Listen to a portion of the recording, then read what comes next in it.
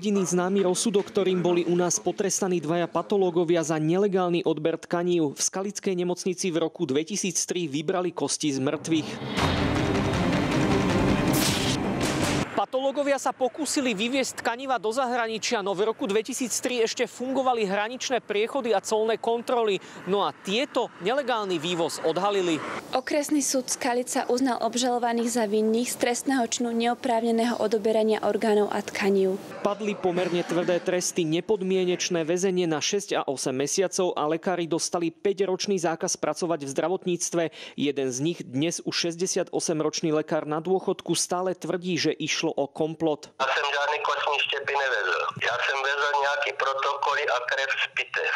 Dôkazy pred súdom boli však jednoznačné. Jozef K. na patologickom oddelení po predchádzajúcej dohode s Richardom Z. protizákonne odobral pri pitve 16 mŕtvych tiel osrdcovníkové váky a kostné štepy. Ja som nic nepašoval. Ja som to oficiálne vezl přes hranice tam a zpátky. Obhajuje sa lekár, ktorý v tom čase pracoval pre Českú Hodonínsku aj Slovenskú Skalickú nemocnicu.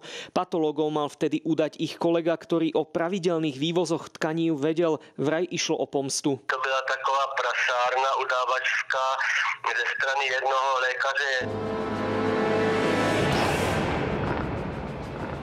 Čo je však najzaujímavejšie, už v roku 2003 mali nelegálne odobraté tkanivá smerovať do Nemecka. Odberateľom mala byť tá istá firma, kam kosti smerujú aj dnes. Hoci firma Tutogen v súdnom spise nefigurovala, patológ ale 8-ročnú spoluprácu s nemeckým spracovateľom tkanív nepopiera. Ja som s firmou Tutogen spolupracoval, ja som s nimi spolupracoval v Českej republice podľa českých zákonov. No a rovnakým smerom odchádzajú kosti po mŕtvych Slovákoch aj v súčasnosti. Tkanivá odchádzajú do Tutogenu zo spoločnosti TRI.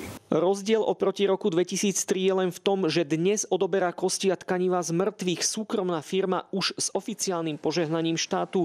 Rovnako ako vtedy, ani dnes však o tom neinformujú pozostalých. Teraz aj v budúcnosti nemáme záujem o